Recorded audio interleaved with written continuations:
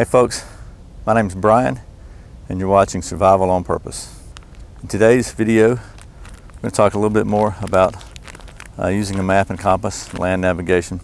One of the things you need to be able to do, if you can do much work with a map and a compass, is to measure distance in the field. And generally, the way you want to do that is by knowing your pace count. And by pace count, I mean how many paces or steps it takes you to go a certain distance.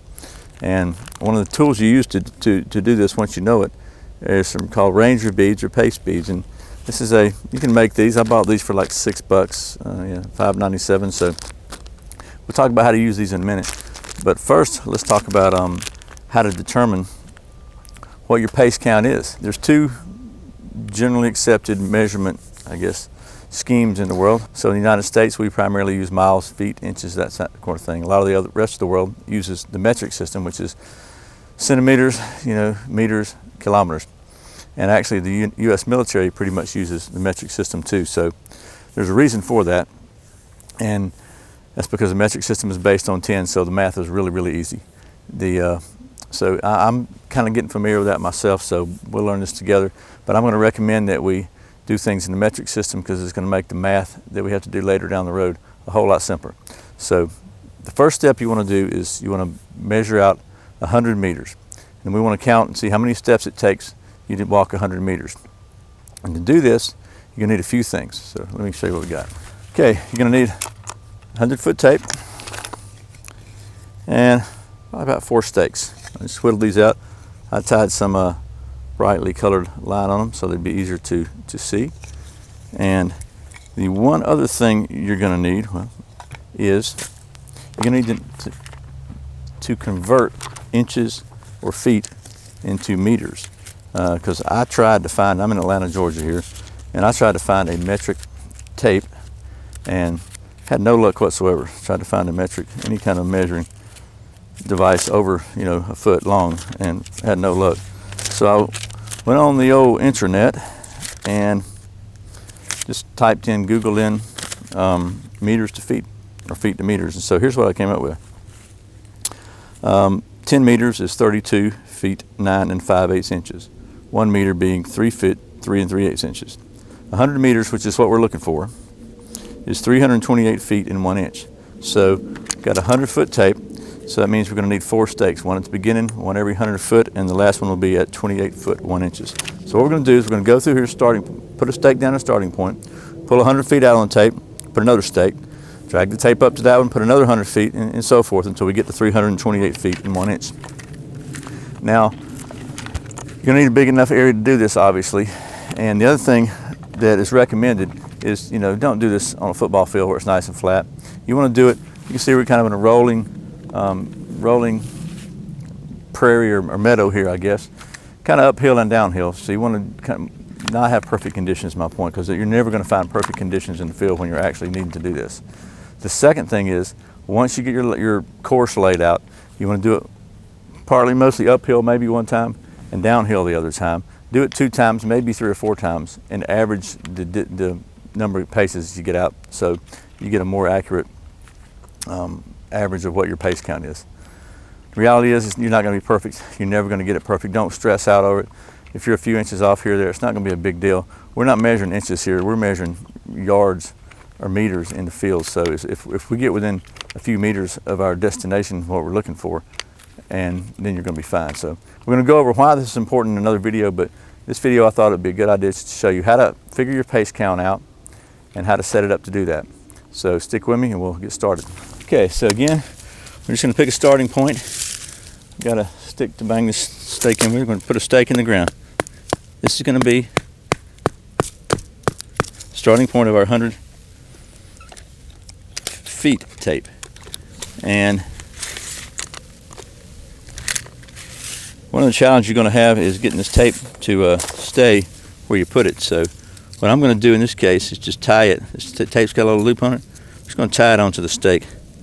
Now, it's going to slow things down a little bit, but it may not, because I won't be coming back and having to fool with this thing constantly. So let's just tie it on here now. A little square knot or something. And we're going to go out 100 feet and put another one.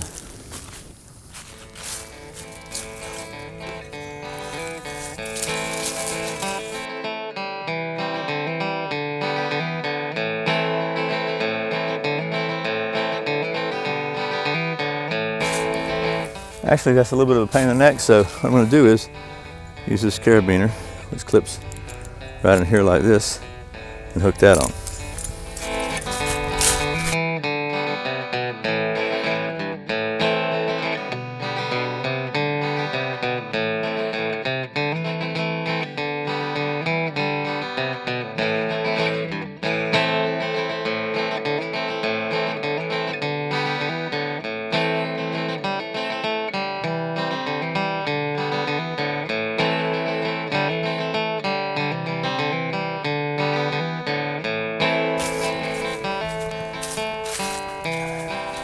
Okay, since you're probably a lot smarter than me, you probably figured out by now that in order to do 4 segments, you actually need 5 stakes. So I whittled another stake and threw that extra 28-foot 1 inch in.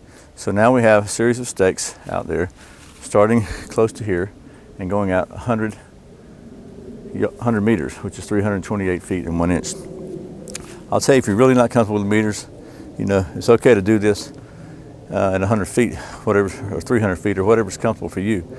Most of the maps are going to be, the scale is going to be lined up more closely with an inch. Like 1 inch is going to be 2,000 feet on a typical 7.5 minute map, which we'll talk about that in another video. But for your field estimations and stuff, it's going to be a lot easier to deal with meters. So now, you don't just want to go walk this off. You want to kind of walk it with whatever gear you're normally going to be carrying. I don't really have a full pack with me today, but I'm going to put a pack on. We're going to walk it.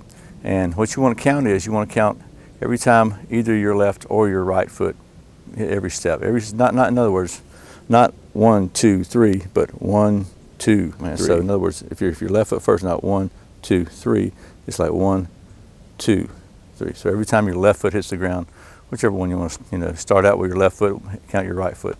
Doesn't matter. The point is every other step.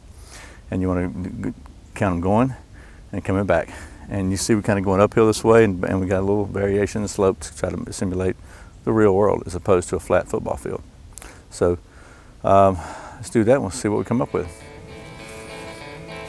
Starting right here. I'm going to start walking with my right foot, so I'll count the left foot. 1, 2, 3, 4, 5.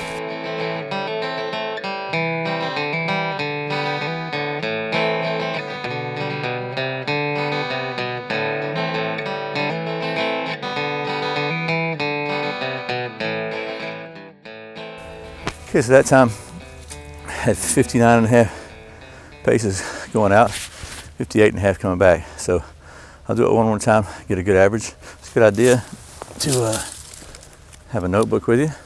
I'll do it 58.5, 59.5. We'll do it once more just to make sure pretty close to the same, and be back in a second.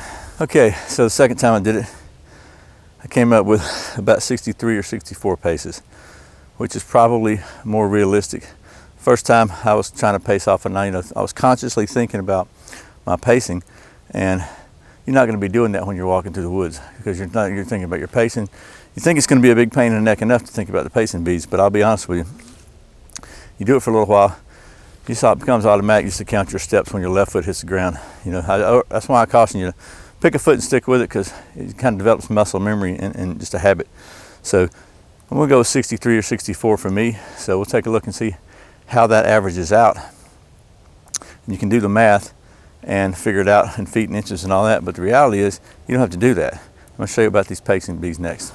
Okay, so these are pacing beads. You can do them a couple different ways. I've seen them, instead of having one string, there's 2 separate strings, but the gist of it doesn't really matter. These are your 100-meter units. These are your 1,000-meter units. So every time you count off say in my case it was 63 paces, right? Every time my left foot hits, you hang these on just run this little loop here. You kind of do it like this, right? In this case, however, run it through and fasten it on whatever. So you got them hanging off your butt, right? I don't want to mess up my mic, but every time your foot hits the ground on that 63rd pace, you reach up and pull a bead down, right? So now you've gone 100 meters. Every time that's 200 meters. 300, 400, and so on. There's 9 of these beads, so when you get to 900, after you got 9 of them down, the next time when there's no more beads up here, you don't have to think about it. You reach up top, you pull that one down. Whenever you pull that one down, reach down bottom and pull all these back up. Now you're starting on, so you made it 1,000 meters, that's a kilometer. So when this is down, that's got a kilometer. Keep going. When you get to 63, you pull them down, you keep going, you keep going. Every time when you get all these down, you got 4 kilometers, you got these up again, you pull them all the way down. The next time you get to 63, you know you went 5 kilometers. So it's really simple. And the reason I say to use kilometers is because the math just works. It's really easy.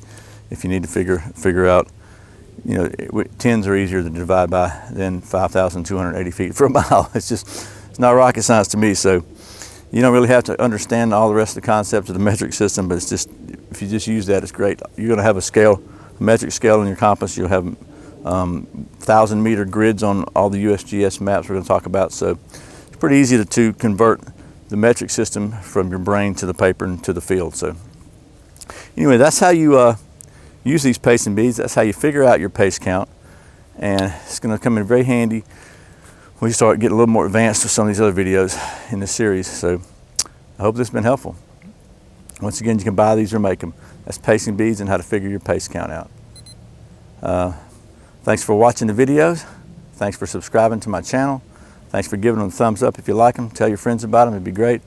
Once again, my name is Brian. You've been watching Survival on Purpose. Remember, survival is not an accident. See you next time.